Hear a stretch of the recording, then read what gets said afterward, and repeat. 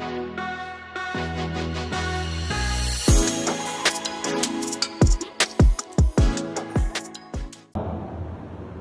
के संदेश के लिए जो हमारा विषय है वो है यू कैन हैव इट। आप पा सकते हैं, प्राप्त कर सकते हैं या आपको मिल सकता है। बहुत सारी बातें हम अपनी जिंदगी में सोचते हैं, जरूरतें हो सकती हैं या कई बार देख करके, जैसे कहा जाता है आप मार्केट जाते हैं, आपको क्या क्या खरीदना है पता नहीं होता, लेकिन जब बाजार में देखते हैं, दुकान में देखते हैं सामान, कहते ओ वो भी निकाल, ये भी दे। हमारी आवश्यकताएं क्या हैं, कई बार हम उनको सेंस नहीं कर पाते, लेकिन जब उनकी जरूरत महसूस होती है तब हम समझते हैं कि हाँ मुझे ये चाहिए। एक विश्वासी के रूप में केवल हम आत्मिकता की बात नहीं करते हैं, भौतिक रूप से भी बहुत सारी आवश्यकताएं हमारे साथ जुड़ी हैं।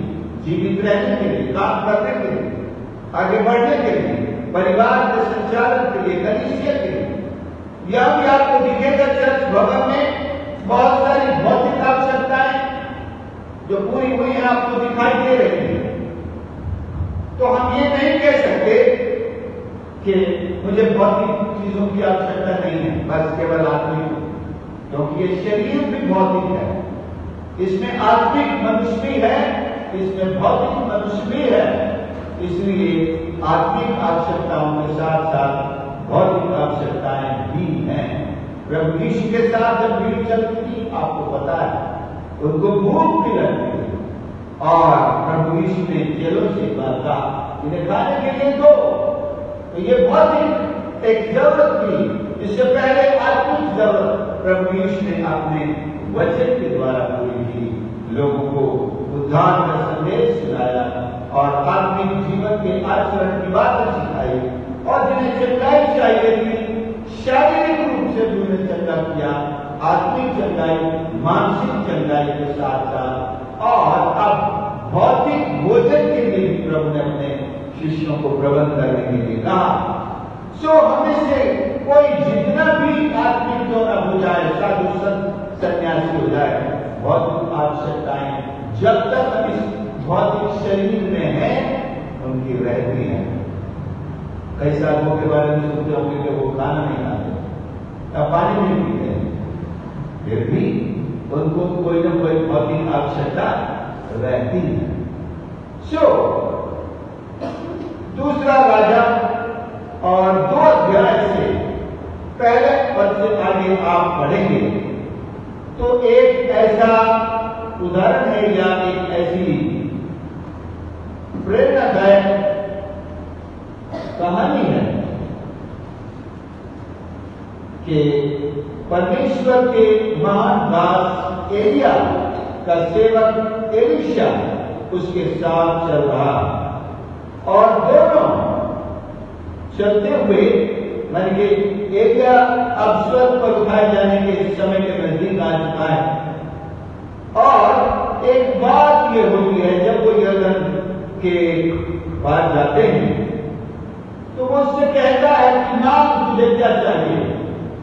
आखिर में विदाई के समय जब इस दुनिया से लोग जाने वाले होते हैं, उन्हें पता लग जाता है, तो बाइबल में हम पढ़ते हैं वो अपने घराने को आशीर्वाद देके जाते हैं। बाइबल में आगे भी लिखा है कि अपने घराने के विषय में जो कुछ कहना है कह दे, क्योंकि तेरा समय नजदीक है। और ये सोच करके कई परिवारों में भी बुजुर्ग लोग अपनी संपत्ति पर ये कमरा तेरा, वो खेत तेरा, ये कार तेरी, मोटरसाइकिल तेरा, सब बच्चों को बांटने का काम हो, या और कोई अपने आने वाले दिनों के लिए कुछ कहना हो, भाई मिलके रहना, आपस में मत झगड़ना। मांग तू क्या मांगता है? एलीशा ने कहा मुझे जो सामर्थ आप में है उससे दुगनी सामर्थ चाहिए। तो एलिया कहते हैं कि उन्हें कठिन बात मांग ली है, फिर भी उठाया जाता हुआ देखे तो ये तेरे लिए हो जाएगा।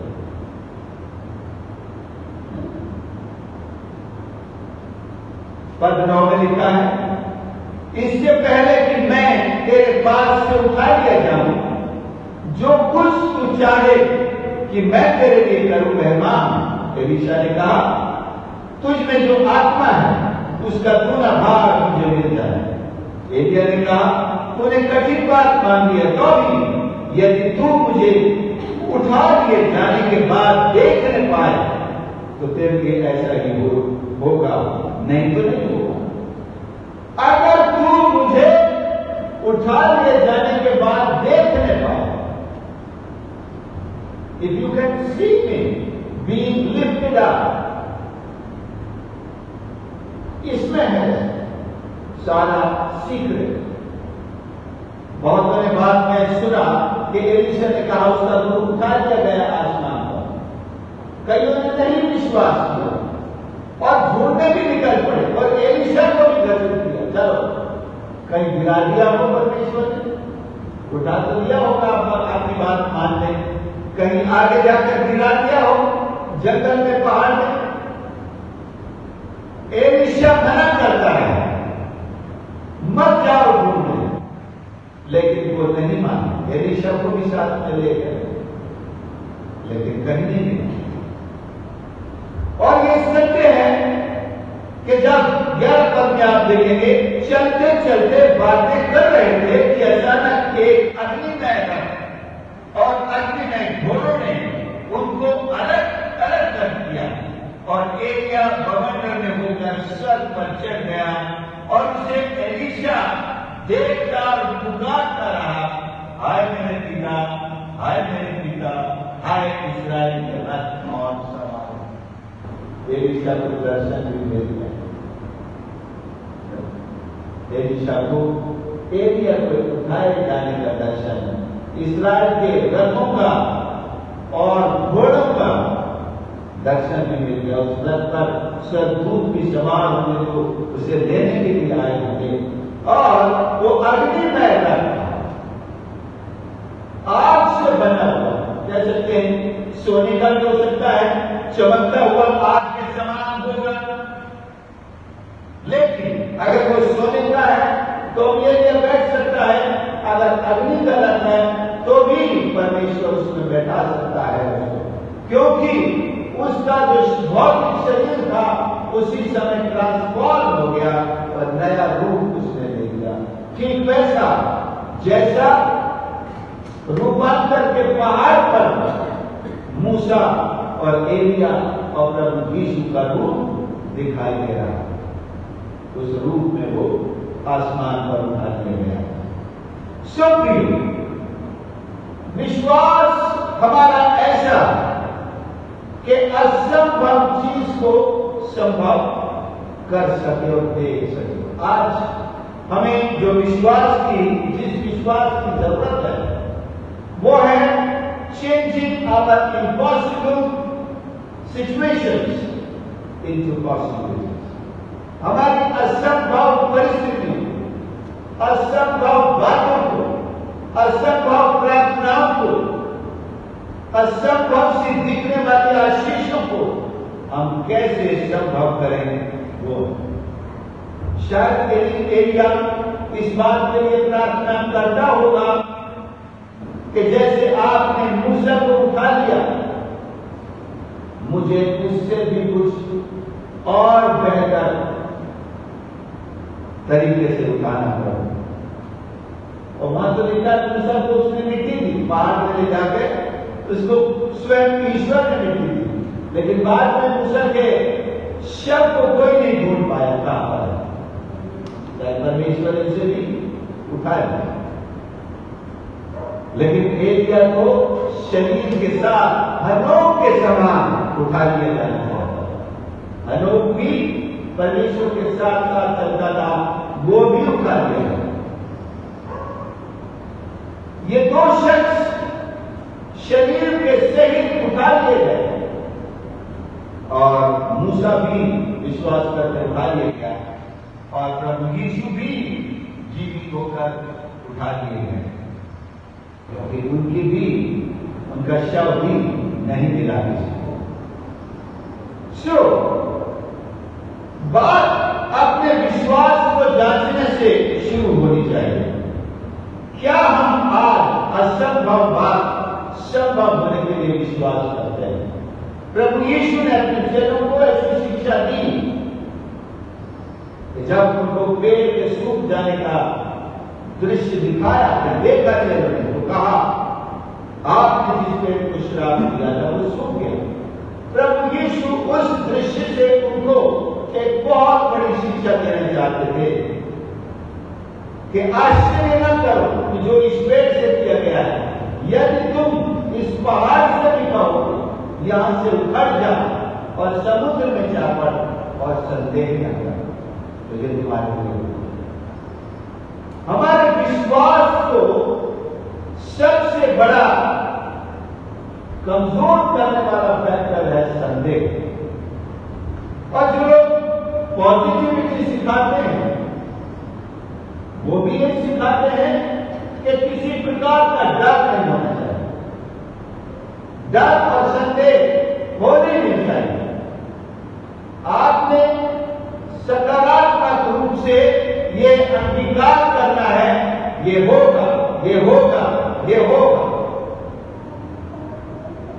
लेकिन ईश्वर के वचन से एक चीज जो वो नहीं जानते हैं पॉजिटिविटी के टीचर्स, इसकी जड़ क्या है, इसका आधार क्या है, बेसिस क्या है पॉजिटिविटी का?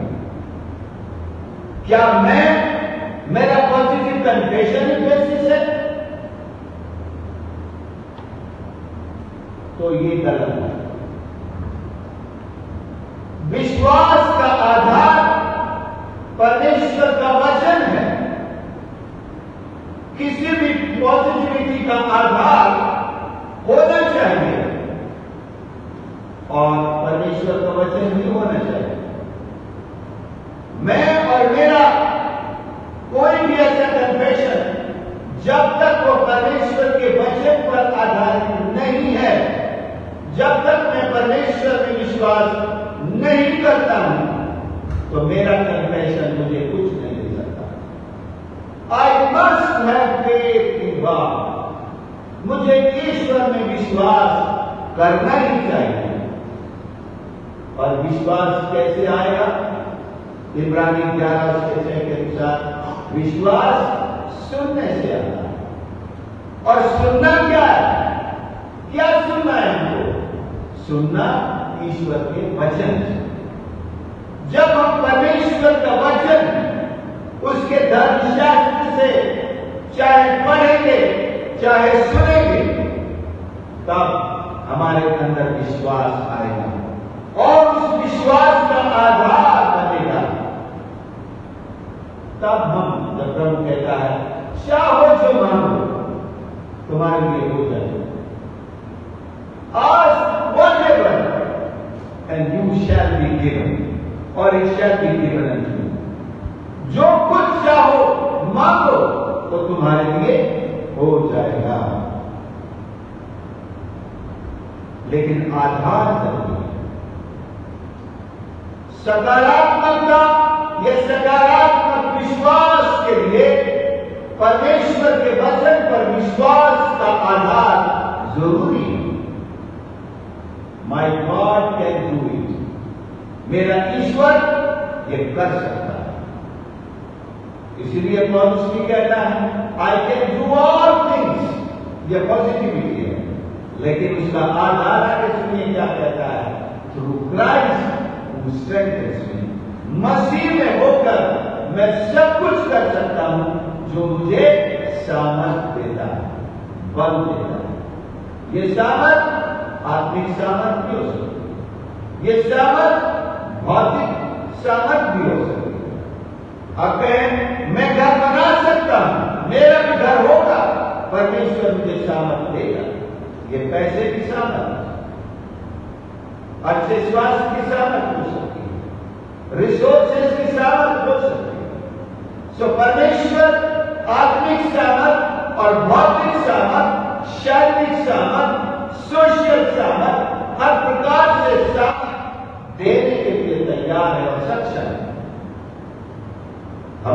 विश्वास में ये सकारात्मकता होनी चाहिए कि मेरा प्रभु मेरे लिए कर सकता है, और इसके साथ ये कि वो मेरे लिए करेगा।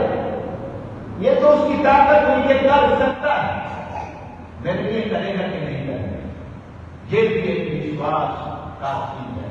आई मस्ट बिलीव कि मेरा प्रभु मेरे लिए अवश्य करेगा।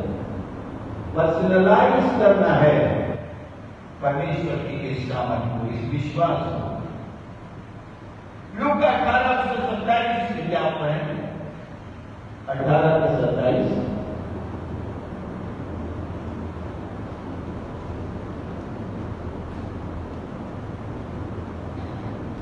उसने कहा जो मनुष्य नहीं हो सकता वह परमेश्वर से हो सकता है। यहां पर बात चल रही थी धनवान व्यक्ति का परमेश्वर के राज्य में प्रवेश होने के बारे में। तो जो मनुष्य नहीं हो सकता, यहां एक व्यक्ति के लिए धन परमेश्वर के राज्य में प्रवेश करने के रुकावट बना हुआ है, क्योंकि वो धन से इतना प्रेम करता है कि उस धन ने उसको पकड़ रखा है, रोक रखा है, उसके मन को, हृदय को, ये शायद बुराइयों में भी फंसा रखा है। ये धन उसका कारण हो सकता है कि वो परमेश्वर के राज्य के लिए, उसमें प्रवेश करने के लिए अपने आप को तैयार नहीं कर पा रहा, वो समर्पण नहीं कर पा रहा, वो अपना मन पूरी तरह ईश्वर के लिए नहीं दे पा रहा। उसका मन उसके धन में, इस संसार में, संसार की बातों में, बिजनेस में सबसे ज्यादा प्राथमिकता में फंसा हुआ है, इसलिए नहीं हो सकता। लेकिन ये सच्चाई हम जान लें जो लूका 1:37 के अनुसार कि परमेश्वर के साथ सब कुछ संभव है। Nothing is impossible with God, क्योंकि जो वचन परमेश्वर की ओर से होता है वो प्रभाव रहित नहीं होता। मरियम से परमेश्वर एक वचन कहा कि देख तू गर्भवती होगी और एक पुत्र जनेगी, और वो पुत्र यीशु उद्धारकर्ता मसीह कहलाएगा। अब परमेश्वर ने वचन दिया है तो वो कैसे पूरा नहीं हो सकता। कई बार हमारा विश्वास परमेश्वर की प्रतिज्ञाओं को पूरी होने से रोक कर रखता है। हमारा डर परमेश्वर की प्रतिज्ञाओं को पूरा होने से रोक कर रखता है। लेकिन जैसे ही हम अविश्वास दूर करते हैं, डर दूर करते हैं, संदेह दूर करते हैं और परमेश्वर को हाँ और आमीन कहते हैं, तू अपनी मर्जी को मेरे जीवन में पूरा कर, वो पूरा हो जाता है। हम अपनी ताकत को सामने रख करके प्रार्थना करते हैं, भाई मेरे पास तो इतना है, इतना कैसे हो सकता है, ये काम कैसे हो सकता है। वहां पर अब हो सकता है या नहीं हो सकता है, ये अपनी ताकत के अनुसार तय करते हैं। अरे भाई परमेश्वर को अपना काम परमेश्वर की ताकत से करने दो, उसके साथ कुछ भी असंभव नहीं, उसके लिए कुछ भी बड़ी कोई बात बड़ी नहीं। He can do all things। लेकिन एक बात यह भी उभर के आती है, किसके लिए? विश्वास करने वाले लिए। मरकुस 9:23। परमेश्वर सब कुछ किसके लिए करे? जो उस पर विश्वास करता है। वो डिमांड वहां पर विश्वास की है। यीशु ने यूहन्ना 14 उसके 1 पद से आगे में, जब वो भी संदेश विदाई का संदेश ऊपर उठाए जाने वाले थे, क्रूस पर चढ़ाए जाने से पहले अपने चेलों से कहा, तुम परमेश्वर पर विश्वास करते हो, मुझ में नहीं। बहुत सारे लोग कहते हैं हम ईश्वर को मानते हैं, ईश्वर में विश्वास करते हैं, लेकिन विश्वास करना क्या होता है बहुत से लोग नहीं जानते। केवल उन्होंने ईश्वर का नाम सुना है। किसी ने नारा लगाया, उन्होंने नाम सुन लिया। किसी ने कोई बात कही, उन्होंने ईश्वर का नाम सुन लिया। लेकिन ईश्वर का नाम जानना क्या होता है? उसका मतलब है अपने हृदय में ईश्वर के नाम को धारण, ईश्वर के व्यक्तित्व को स्वीकार करना। To receive the person of Christ in our heart. ईश्वर को जानने का मतलब ईश्वर के व्यक्तित्व को, ईश्वर को अपने हृदय में धारण कर लेना, तभी उसका नाम ऐसे कहा जाता है कि मैंने किया है। अगली बात मैं कहना चाहता हूं, हर किसी को विश्वास का एक माप दिया जाता है। हाउ मच फेथ है। कई बार ये बातें वचन से उभर कर आई, तुम्हारा विश्वास यदि राई के दाने के बराबर है। एक माप है, राई का दाना एक मेजरमेंट है। अगर इतना भी, कईयों से प्रभु ने कहा तुम्हारा विश्वास बड़ा, मैंने इस्राएल में ऐसा विश्वास नहीं किया। तो ये मेजरमेंट है, किसी के पास थोड़ा है, छोटा है, किसी के पास बहुत है। लेकिन थोड़े वाला भी काम में लाता है अपने विश्वास को तो चमत्कार देखता है, और बड़े वाला विश्वास नहीं लाता है, वो नहीं देखता है। एक छोटे विश्वास वाला मान लीजिए चर्च में कुछ दान देता है। एक बड़ा अमीर आदमी है जो उसको कहते हैं कंजूस है, वो कुछ कहीं नहीं कुछ खर्च करता, किसी को कुछ नहीं देता।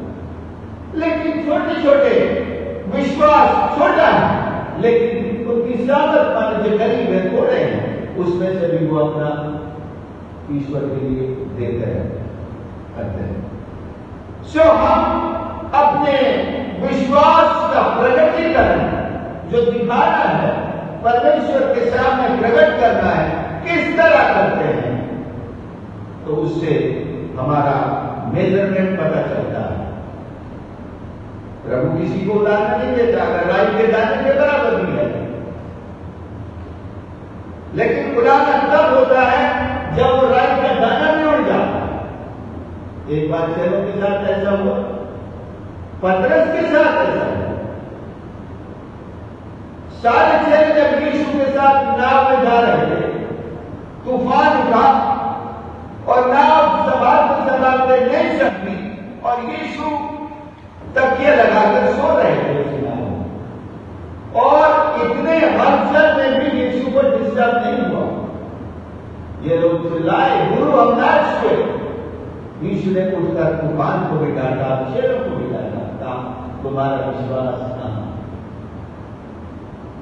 सारे चेलों का विश्वास उड़ गया। मुसीबत में संकट, जब हम किसी परेशानी को देखते हैं, प्रार्थना करने से पहले हमारा विश्वास उड़ जाता है, क्योंकि डर एक ऐसी चीज है जो विश्वास को घर खाली करने के लिए आदेश दे देती है, तो निकल यहां से। और डर जब विश्वास को घर से निकाल देगा, फिर मरने की चिंताएं या दूसरी सारी चिंताएं भी उसको पकड़ लेंगी। और जहां जरूरत है यीशु के डांट की, यीशु ने चेलों को भी डांटा। कहां है तुम्हारा विश्वास? हमें विश्वास को संभाल कर चलना है। यहूदा 1 अध्याय है 30 पद। उस विश्वास को बचाकर रखने के लिए हम प्रयास करें, प्रयत्न करें जो हमको एक बार सौंपा गया। तो सारा खेल विश्वास का है कि हम विश्वास की रखवाली कैसे करते हैं। प्रकाशित वाक्य में जाए, वहां भी प्रभु यीशु ने कहा है, जो कुछ तेरे पास है उसे थामे रहे। तो क्या थाम के रखना है? विश्वास को थाम के रखना है, क्योंकि उस जमाने में बहुत बड़े बड़े सताव और बुराइयां मसीहों के साथ होने वाली है।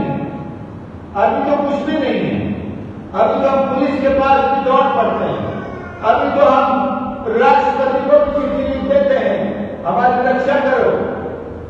लेकिन एक जमाना बड़ा जल्दी आने वाला है जब कोई सुनने वाला नहीं होगा।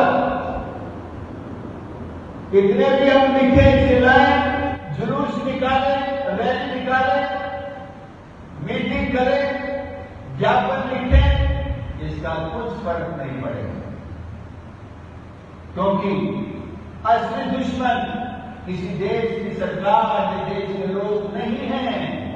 ये ध्यान रखें।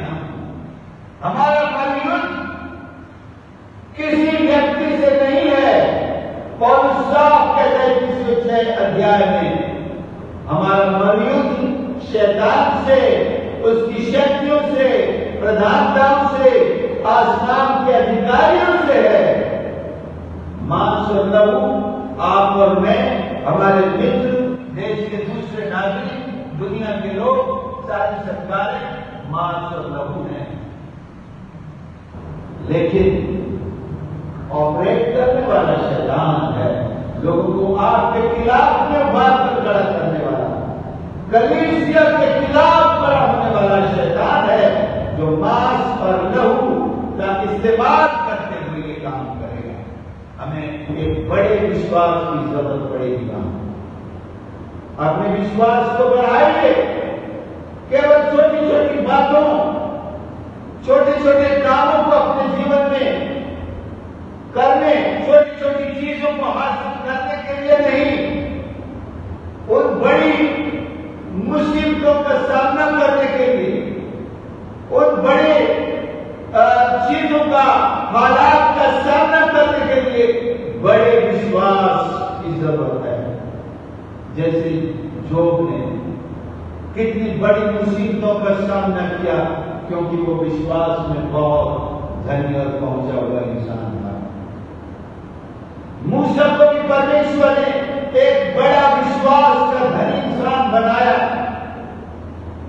मिस्र ने क्या किया, सामना उसको करना पड़ा। 40 साल जंगल में क्या क्या सामना करना पड़ा। उसके आगे मूसा के बाद यहोशू भी कनान देश में पूरे लाखों लोगों को अपने घर देने, जमीन देने और बसा देने के लिए क्या क्या करना पड़ा। इन लोगों ने क्या मांगा परमेश्वर से? बड़े विश्वास को मांगा और उनके विश्वास के बल पर वो सारे काम होते चले गए। प्रियो, अगर हमको अभी से छोटी छोटी बातों के लिए भी बड़े विश्वास की जरूरत। एक स्त्री प्रभु यीशु के पास आई जिसकी बेटी में दुष्ट आत्मा था, और उसने प्रभु से निवेदन किया। प्रभु ने पहले मना किया। उसका भी एक कारण है, प्रभु यीशु कभी किसी को मना नहीं करते, लेकिन कारण ये था कि उस वक्त तक प्रभु यीशु इस्राएल के घराने के अंदर ही अपनी सेवा कर रहे थे, और उनकी सेवा के बाद उसने अपने चेलों को सारे जगत में भेजा और ये भी कहा मैं भी तुम्हारे साथ। तो ये कह प्रभु यीशु भी सारे जगत में अपने चेलों को लेकर के गए। चेलों के पीछे पीछे नहीं, बल्कि चेले उनके पीछे पीछे गए, प्रभु सारे जगत में गए। लेकिन इस वक्त तक वो इस्राएल के अंदर ही सेवा कर रहे थे। ये स्त्री इस्राएल की सीमा से बाहर से आई थी, और जब प्रभु ने देखा कि उसका विश्वास बड़ा है, हमारे लिए इस्राएल को आवश्यकता छोटी थी, लेकिन उसके लिए उसकी बेटी के जीवन में दुष्टात्मा का काम एक बहुत बड़ी जरूरत थी, और उसके पास उतना बड़ा विश्वास भी था, और साथ में उतनी बड़ी थी उसकी नम्रता।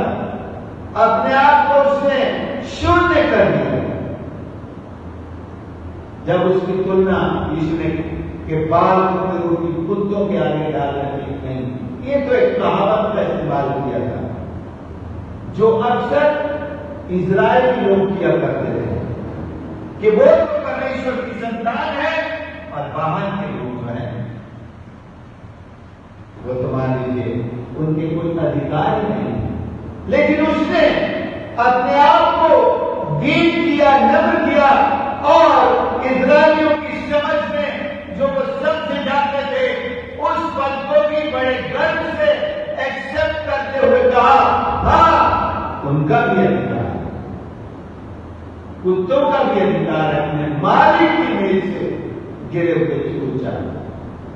इस नम्रता ने प्रभु यीशु को दिखा दिया कि वो विश्वास में कितनी बड़ी है, जैसा विश्वास इजराइल में बिल्कुल देखने को नहीं। सो प्रभु हमारे विश्वास को जानते हैं, देखते हैं और हमारी आवश्यकताओं की पूर्ति करने के लिए हाथ बढ़ाते हैं। ये कोई पुराना नहीं है। एक विश्वास होता है एक्साइटेड फेथ। एक पल में आदमी कोई बात सुनता है, दवाई सुनता है, एक चमत्कार देखता है, एक्साइटेड हो जाता है, मतलब जोश में आ जाता है। अभी जब तो पकड़ा नहीं है, वचन भी सुना, जोश में आ गया, जब तो पकड़ा नहीं है, लेकिन इसमें क्या होता है? लेकिन उनमें वचन नहीं है। और जब भी कोई मुश्किल आती है, क्योंकि जड़ है, वचन सुना, जैसे हमने फ्राइडे के दिन मना कुछ बीज सूखी भूमि पर, पथरीली पर, झाड़ियों में, चट्टान पर,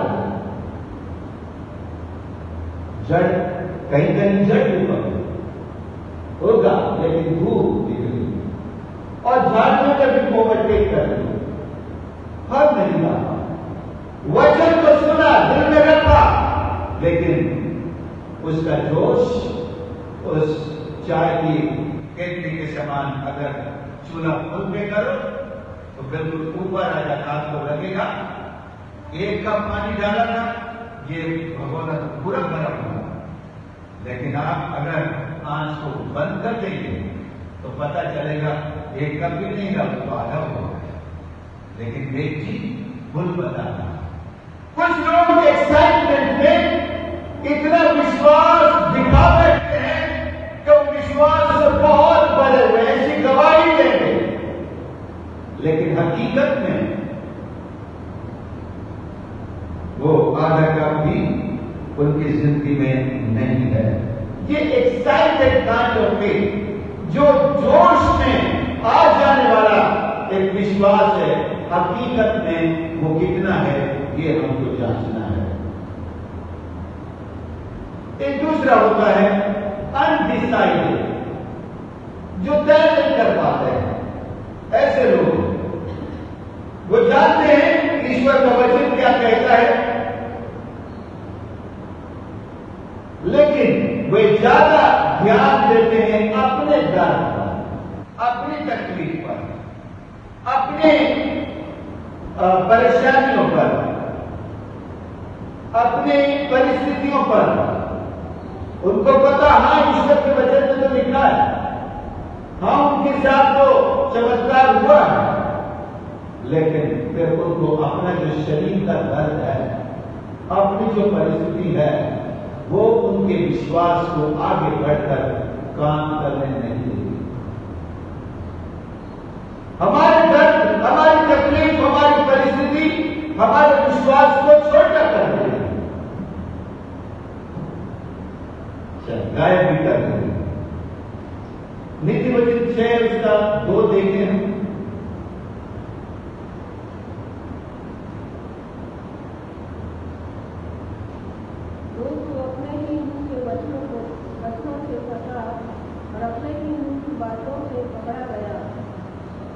अपने मुंह के वचनों से फंस गया, अपने मुंह की बातों से पकड़ा गया। मतलब हमारा विश्वास का अंगीकार हमारे मुंह से पता चलता है।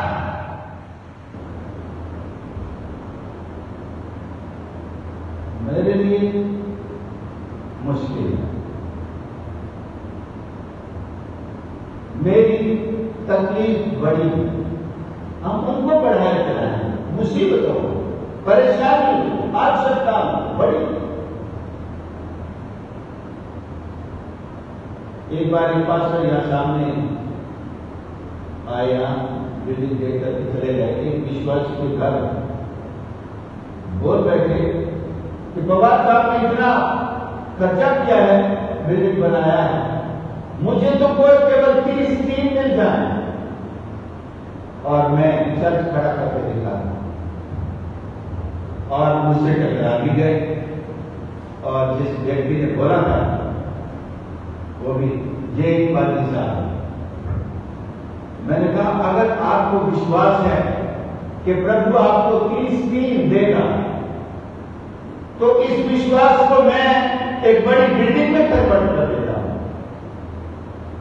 जब मुझे विश्वास है कि प्रभु मेरी प्रार्थना 30 टीम के लिए सुन लेगा तो वो एक अच्छी बड़ी बिल्डिंग के लिए भी सुन लेगा। तो मैं 30 टीम क्यों मांगू? फिर हर साल बुकिंग करता रहूं, यहां से टपक रहे बुकिंग गिर गया, तेज हवा चली तो उड़ गया, किसी के घर पे जा पड़ा। उसने कहा आपने तो मेरा फ्यूज ही उड़ा दिया। मैंने कहा आप फ्यूज ठीक करो और प्रार्थना आप नए सिरे से करो। आज उसका चर्च इससे डबल स्टोरी है और घर में स्टोरी है। वही बात है, फ्यूज उड़ा, समझ में आया। तो जब आपको ये विश्वास हो प्रभु मेरी सुनता है तो फिर अपनी परिस्थिति को, अपने आप को नकली ढंग से छोटा बनाने के तरीकों को हम ना अपनाएं। ये नकली पद से छोटा बनाने की बात, एक संख्या में चर्च खड़ा करने की बात नहीं है। प्रभु से प्रार्थना से मांगने की और असंभव बात को संभव करने की बात है। तो यहां मैं इस बात पर जोर दे रहा था कि हमारी असंभव बात को संभव करने के लिए जब हम विश्वास करते हैं, विश्वास को बढ़ाते हैं, बड़ा करते हैं, तो हमारी परिस्थितियां, हमारे शरीर की तकलीफ और दर्द और बीमारी का ये बच्चा और ये सारे रिपोर्ट्स हमारे विश्वास पे हमला करते हैं। डॉक्टर ने तो तुझे मिराज भी दे दी, फिर क्या के लिए दुआ कर रहा है? डॉक्टर ने बोल दिया है 6 महीने, फिर क्या दुआ करना है? बस अपनी जिंदगी को 6 महीने कैसे जी रहे हैं, जी ले। हम अपने मुंह के वचन से फंस जाते हैं। उस बीमारी से न मरते हुए ये दुनिया की रिपोर्ट पे विश्वास करके, अपने दर्द पे विश्वास करके, अपने परिस्थितियों का शिकार होकर ईश्वर के वचन पर विश्वास नहीं ला पाते हैं। इसलिए हमारी असंभव परिस्थिति संभव में नहीं कन्वर्ट होती, वरना आप उसे कन्वर्ट कर सकते हैं। हमारा कन्फेशन जो मुंह से होता है वो पॉजिटिव हो, और जब आप कन्फेशन करें कि मैंने जो विश्वास किया है प्रभु इसे करेगा, दिल में डर नहीं होना चाहिए, दिल में संदेह नहीं होना चाहिए, अनडिसाइसिवनेस नहीं होनी चाहिए। पता है अनडिसाइसिवनेस अनिर्णय की स्थिति। कई बार ऐसे भी लोग आपको मिलते हैं, अरे वो आपने सोचा उसके बारे में, हाँ अभी सोच रहा हूं, वो डिसाइड नहीं कर पाते, करूं कि नहीं करूं। हमारे विश्वास में भी एक ऐसी क्वालिटी आ जाती है, विश्वास करूं कि नहीं करूं। ऐसी परिस्थिति में लोग नहीं कर पाते, वो नहीं इस रेडी में जाता। अनडिसाइसिवनेस is in the category of no, that you believe God cannot do it. But let's make the confession by believing in God, He can do it for me. Every home crusade से हर महीने मेरे पास पत्र आता था। Doctor reverend MPC, उनके बाद reverend DC कौशल लिखा करते थे। उनके बाद मतलब वो छोड़कर विदेश चले गए हैं, और फिर वो डायरेक्टर के रूप में लिखते थे। उनकी जो पहली लाइन जो होता था पीछे, ये हो सकता है, ये हो सकता है। आप जो चाहते हैं, आप जो मांगते हैं, ये हो सकता है, लेकिन इसका सीक्रेट जानना होगा। केवल इसको ऐसे कन्फेस करने से नहीं, बल्कि यीशु के नाम पर विश्वास करने से और फिर अपने मुंह से उसका अंगीकार करने से, दिल में पूरा विश्वास करने से कि मैंने जो मांगा है प्रभु करेगा। यीशु ने चेलों से कहा कि तुम जो मांगते हो संदेह ना करो, तो ये तुम्हारे लिए हो जाएगा। एक और चीज, यदि प्रार्थना नहीं है तो फिर परमेश्वर उत्तर क्या देगा? विश्वास तो करते हैं कि प्रभु कर सकता है, प्रभु करेगा, लेकिन विश्वास और प्रार्थना नहीं।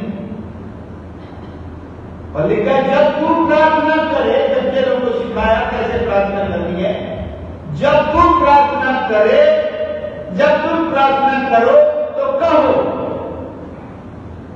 प्रार्थना का मतलब कहना है प्रभु से। तो जब हम प्रार्थना करने के लिए आते हैं, अपने मुंह से प्रभु से कहें। बात सिखाया ना, तुम इस पहाड़ से कहोगे, अपनी मुसीबत से सामना करके कहो, यहां से हट जा, निकल जा। और अपनी आवश्यकता के लिए भी प्रभु से कहोगे, मेरे लिए ये हो जाए। मरकुस 9 और 23 विश्वास करने वाले की ईमान है। फिर से हम पढ़े थे, हमने पढ़ा था, लिखा है यदि तू कर सकता है तो ये क्या बात है, विश्वास करने वाले के लिए सब कुछ हो सकता है। विश्वास के साथ ही मरकुस के 11:24 में आ जाए। इसलिए मैं तुमसे कहता हूं कि जो कुछ तुम प्रार्थना करके मांगो, प्रार्थना करके, विश्वास तो करते हैं लेकिन प्रार्थना नहीं करते, प्रार्थना के लिए टाइम नहीं है, तो फिर कैसे उत्तर मिलेगा? If there is no question, who is going to give you an answer? If there is no prayer, who is going to answer the prayer? So let there be a prayer. Using our lips and our words, परमेश्वर के सामने अपनी आवाज इस्तेमाल करते हुए अपनी निवेदन को, विनती को, प्रार्थना को, जैसा फिलिपी 4 में भी हम पढ़ते हैं ना। और जो कुछ तुम मांगो, तुम्हारे साथ निवेदन प्रार्थना के साथ परमेश्वर के सामने प्रस्तुत किए जाए। Present all your needs before God. तो बस या तो भाई आप सामान की लिस्ट बना के देंगे, जेब में डालेंगे, ये सामान है, या फोन पर बोलेंगे ये 10 चीजें लानी हो जाए। ऐसे ही होता है। परमेश्वर को हमें अपने बोझ बताने, अपना दर्द बताना है, अपनी जरूरत बतानी है, अपने सारे इमोशंस उसके सामने रख देने हैं। Do it for me Lord. यिर्मयाह 33 न भूलें, आपने बहुत बार प्रतिज्ञा में पाया होगा। यिर्मयाह 33:3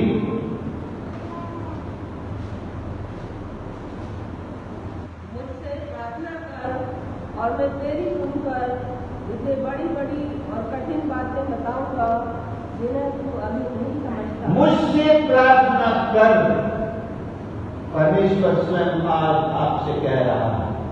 it is God speaking to you. आप बहुत बातों के लिए प्रार्थना के समान चिंता करते हो, बहुत सारी बातें आपकी जिंदगी में बोझ बन के आपको रोज परेशान करती हूं। रोज कई ऐसी चीजें जिनके लिए प्रभु कब करेगा, कब करेगा, कब होगा, हमारे लिए वो कब होगा। प्रभु आपसे कह रहा है, मुझसे प्रार्थना कर, केवल इतना, कॉल अपॉन मी, इंग्लिश में लिखा है, कॉल अपॉन मी। अपन फोन करने के लिए कहते हैं कॉल मी, मुझे फोन करना, call me when you reach home, call मी, कोई जरूरत हो कॉल मी, कोई परेशानी हो कॉल मी। परमेश्वर भी तो यही कह रहा है, call me, call upon me if you have any problem, any need, any pain, any circumstances that are troubling you, call upon me. और प्रॉमिस भी करता है साथ में, मैं तुझे उत्तर दूंगा। प्रार्थना कर, मैं तेरी सुनकर तुझे उत्तर दूंगा, बड़ी और कठिन बातें भी बताऊंगा। God is asking us to call upon Him with a promise that He will answer us. इस प्रतिज्ञा के साथ कि वो हमारी सुनेगा और उत्तर देगा। कई लोग सुनते तो हैं, लेकिन हमारे लिए करते कुछ नहीं। हम फिर से फोन करते, भैया आपके बोलो, हाँ मुझे याद है, लेकिन करते कुछ नहीं। फिर अगले हफ्ते फिर अपन फोन करते, अरे भाई साहब वो आपको एक काम बताया था, आपसे कुछ निवेदन किया, हाँ मुझे याद है, चिंता मत करो, करते कुछ नहीं। लेकिन परमेश्वर ऐसा नहीं है, और हमें मांगते रहना है, प्रभु से कहते रहना है, निवेदन करते रहना है। ये जब तक परमेश्वर न उठे और हमें उत्तर न दे दे, हम मांगते ही रहे। There is no harm, nothing wrong in repeating our prayers. हमारी प्रार्थना ईश्वर के सामने दोहराने में कोई बुराई नहीं है, बार बार मांगने में कोई बुराई नहीं है। यीशु भी गतसमनी वाटिका में एक ही बात को कई बार दोहरा है। फिर से उसने पिता से जाकर कहा, अगर हो सके तो ये कटोरा टल जाए, फिर भी मेरी नहीं तेरी जाए। ये सेंटेंस प्रभु ने बार बार दोहराया, हो सके तो ये कटोरा टल जाए, थोड़ी देर बाद फिर बोल रहे, हो सके तो ये कटोरा टल जाए, और साथ में वो भी कहते, फिर भी मेरी नहीं तेरी जाए। हो सके तो ये कटोरा टल जाए,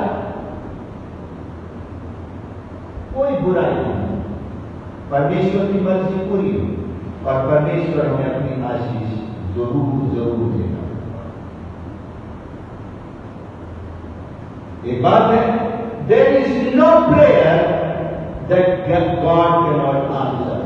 ऐसी कोई प्रार्थना दुनिया में नहीं है जिसका उत्तर परमेश्वर नहीं दे सकता। या तो मना कर देंगे, नहीं, मतलब ये तुम्हारे लिए नहीं। अगर मना भी करेगा तो परमेश्वर इसीलिए करेगा कि हमारे लिए वो चीज नहीं है, उपयुक्त नहीं है, उपयोगी नहीं है, हमारे लाभ की नहीं है। या कहेगा अभी उस आशीष का समय तुम्हारे लिए नहीं आया,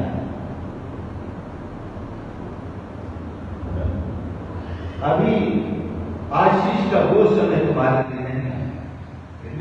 वेट, यस, नो और वेट।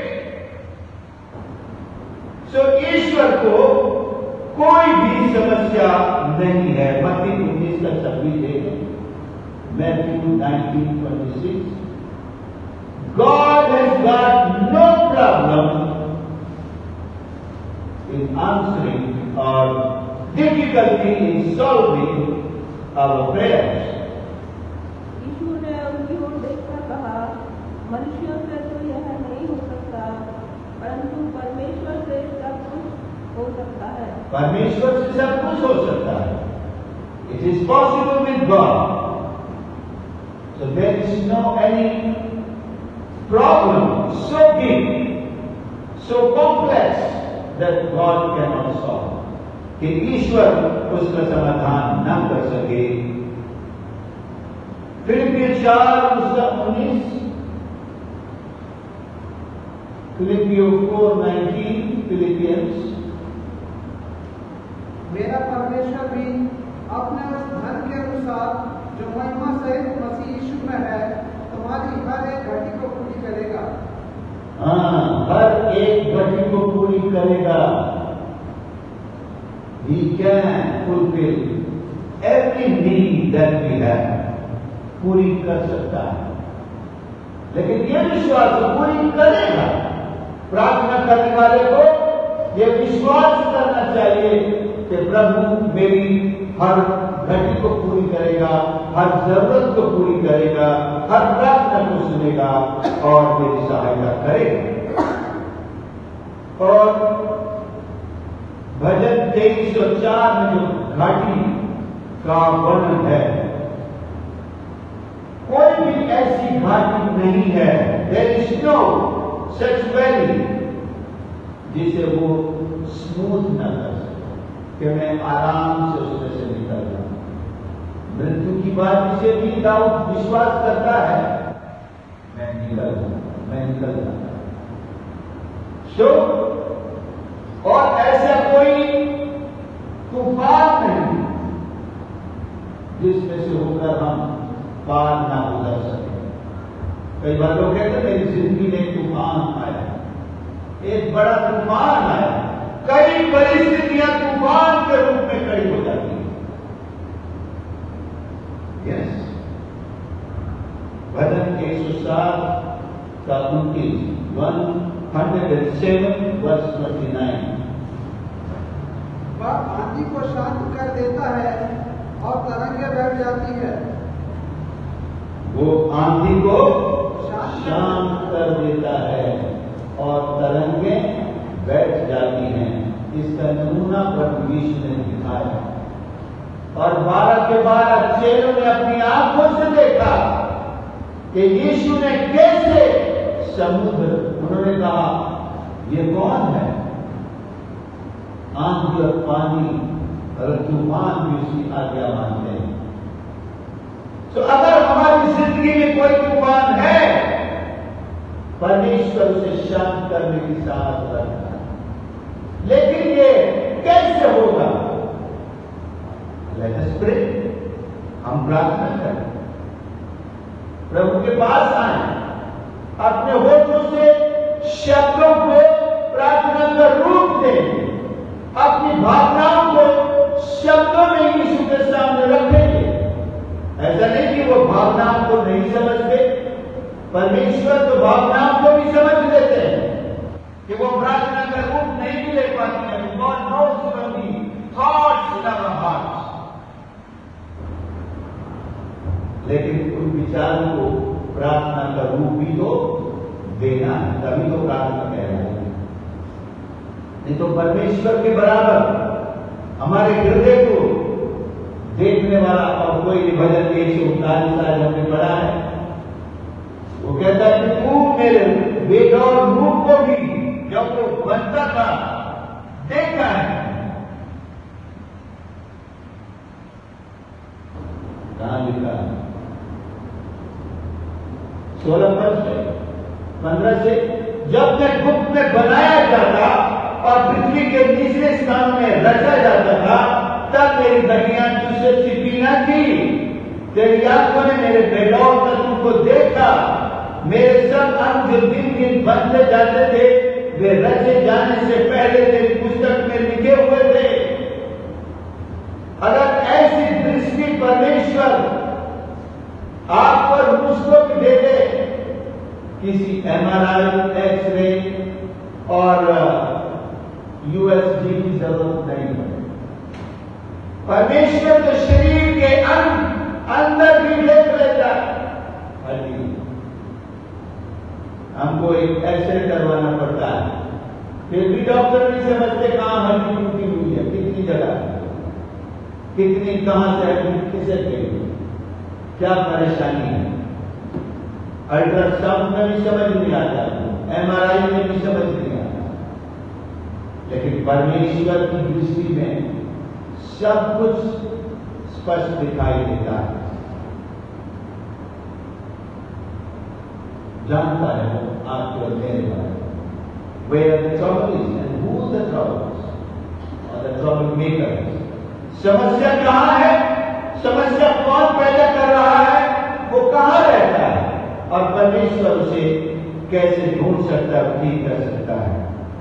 तो हम उसी परमेश्वर के पास जाएं और अपनी आवश्यकताओं को प्रार्थना करते हैं। आइए अपने सरों को उसके सामने झुकाएं और अपनी आज एक एक जरूरत को, एक एक दर्द को, पेन को, बीमारी को यीशु के सामने रख दें और इस विश्वास के साथ कि मेरा प्रभु मेरी सुन रहा है, सुनेगा।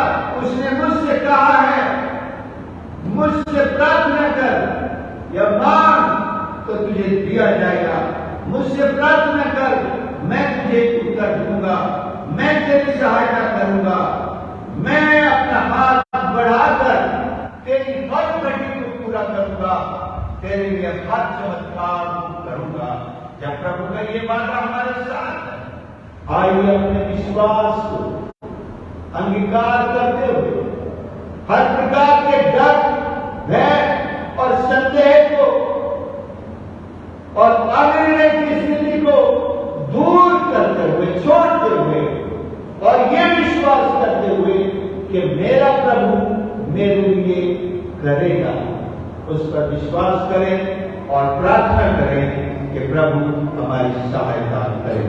प्यारे प्रभु हमारे परमेश्वर, हम धन्यवाद के साथ आज की सुबह आपके चरणों पर आते हैं।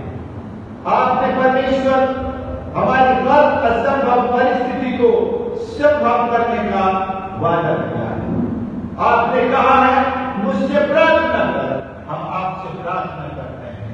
परमेश्वर, मैं अपने इन सारे प्रियों को, हर एक सुनने वालों को, सारे झूठ को आपके चरणों पर रख लाता हूं। उनके मनों में अनेक विनतियां हैं, प्रार्थनाएं हैं, आवश्यकताएं हैं, बोझ हैं, परिस्थितियां हैं, दर्द हैं और कई तरह की बातें हैं जिन्हें वे आज आपके चरणों पर रखते हैं।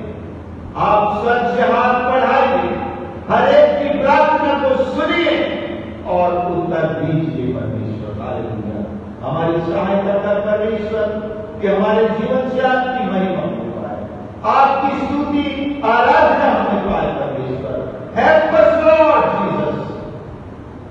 हमारे अविश्वास का भी उपाय है। यदि कोई आज तक अपने विश्वास के कारण आपसे आशीष नहीं पा रहा है, उनके उपाय कर परमेश्वर, उनके अविश्वास को दूर कर कि वे तुझ पर पूरा और पक्का विश्वास कर सकें कि आपकी सहायता पाएंगे।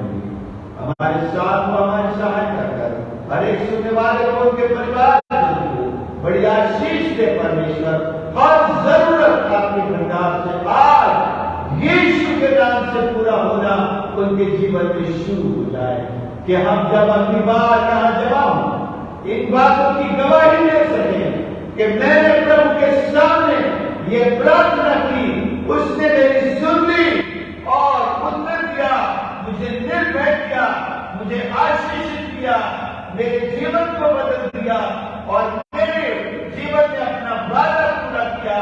मुझे ये आशीष दी, ये आशीष दी और हम परमेश्वर की महिमा करने पाए।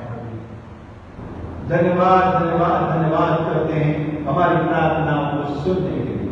हम विश्वास करते हैं आपने हमारी प्रार्थनाओं को न सिर्फ सुन लिया है, स्वर्ग से उत्तर भी भेज दिए हैं। प्रभु, thank you Jesus, thank you Lord for speaking to each one of us so personally, dealing with अस।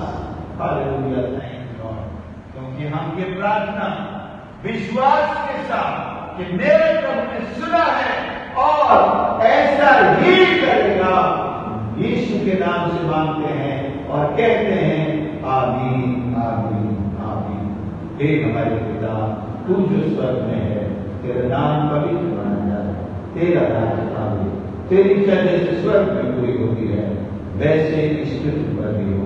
हमारे दिन भर की रोटी आज होगी और जैसे हमने अपने अपराधी को क्षमा किया वैसे तुम भी हमारे अपराधों को क्षमा करो और वे परीक्षा में परंतु बुराई से बचा, क्योंकि राज पराक्रम सदा तेरे ही है। आमीन। अब हमारे परमेश्वर पिता का प्रेम, प्रभु यीशु मसीह का अनुग्रह, पवित्र आत्मा की सेवा हम सब के साथ